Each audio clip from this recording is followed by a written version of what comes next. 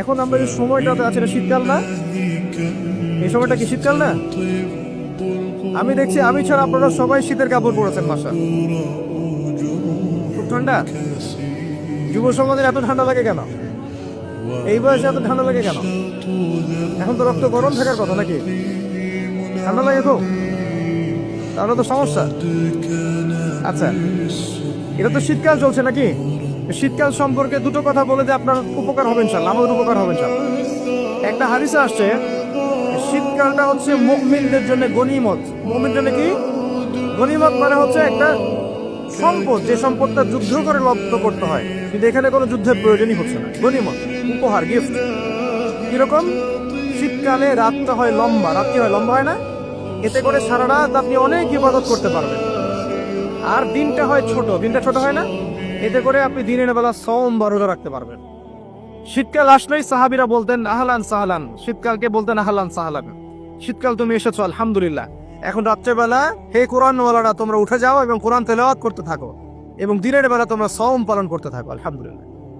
তো শীতের রাতটা কাজে লাগাতে পারি না আমরা?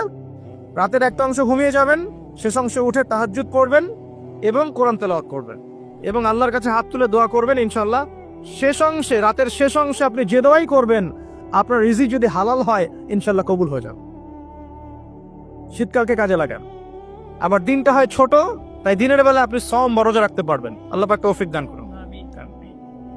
শীতকাল সম্পর্কে একটা এরকম বর্ণনা আছে, যখন কঠিন শীত আসবে তখন ওই শীতটা থেকে একটা আশ্রয় প্রার্থনা করতে হয় আল্লাহর কাছে, আল্লাহ এই কঠিন শীত থেকে আমাকে বাঁচাও।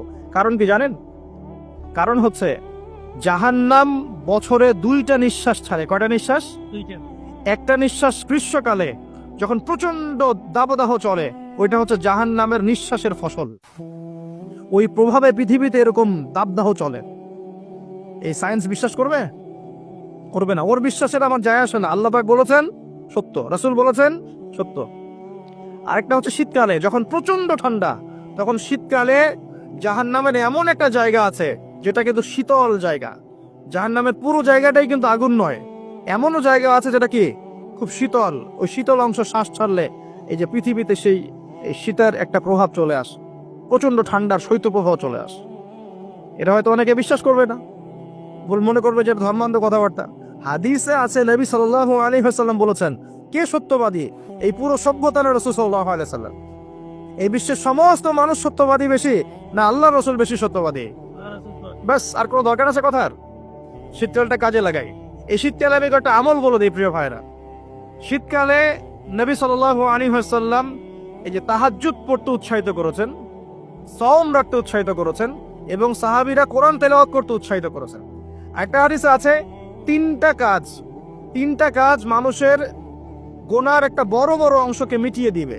1 নম্বর কাজ হচ্ছে সংকটকালীন অবস্থায় দান। মানে আপনার দান করার এখন সামর্থ্য খুব কম, টাকা পয়সা তারা হেসরা আছে, এখন আপনি দান করছেন, এই দানের বিনিময়ে আল্লাহ পাক গুনাহ আপনার মাফ করে দিবেন ইনশাআল্লাহ।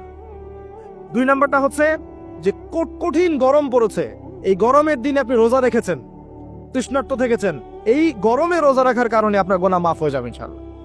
আরেকটা কাজ হচ্ছে প্রচন্ড শীতকাল, এই যে এখন শীতকাল পড়ছে, এই শীতকালে আপনি ঠান্ডা পানিতে ওযু করছেন কষ্ট করে, এই ওযুর বদৌলতে আপনার গুনাহগুলো মাফ হয়ে যাবে ইনশাআল্লাহ।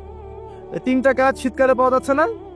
3 নম্বর কাজটা শীতকালে পাওয়া যাচ্ছে না, যে শীতের সময় পূর্ণাঙ্গ রূপে ওযু করলে আপনার গুনাহগুলো মাফ হয়ে যাবে ইনশাআল্লাহ। তো শীতকালে মাশাআল্লাহ আমাদের ওয়াজ মাহফিলগুলো হবে, ওয়াজ মাহফিলগুলোতে অ্যাটেন্ড করবেন, ঈমান রিচার্জ করবেন, রাতের বেলা তাহাজ্জুদ পড়বেন ইনশাআল্লাহ। তাড়াতাড়ি ঘুমিয়ে যাবেন যাতে করে শেষ রাতে আপনি উঠতে পারেন। রাতটা লম্বা হবে, একটা অংশে কোরআন তেলাওয়াত করবেন, একটা অংশে দোয়া করবেন ইনশাআল্লাহ তাআলা। আল্লাহ পাক দুনিয়া আখিরাতের যত হাজত আপনার পূর্ণ করে দিবেন ইনশাআল্লাহ। আর দিনের বেলা সম্ভব হলে সওম রাখবেন। আরেকটা কাজ আমাদের করা উচিত, এটা আমি মাহফিলের মাধ্যমে অ্যানাউন্স করছি। আমাদের উচিত শীতকালে আশপাশে যে দরিদ্র শীতার্থ মানুষগুলো আছে, স্পেশালি গ্রামাঞ্চলে, দেশের উত্তরাঞ্চলে কিন্তু প্রচুর শীত পড়ে, এরকম বিভিন্ন অঞ্চলে কিন্তু প্রচুর শীতার্থ মানুষ আছেন। এই শীতার্থ মানুষদের জন্য সামর্থ্যবানদের উচিত হবে শীত বস্ত্রের ব্যবস্থা করা। কম্বল হোক, অন্যান্য গরম কাপড় হোক, এগুলোর ব্যবস্থা করে বিভিন্ন ফাউন্ডেশন বা সংগঠন বা পলিটিক্যাল অ্যাসোসিয়েশন বা মসজিদ মাদ্রাসা এগুলোর উদ্যোগে এই শীত বস্ত্রগুলো মানুষের মাঝে বিতরণ করার চেষ্টা করতে হবে ইনশাআল্লাহ তাআলা। পারা যাবে না ইনশাআল্লাহ?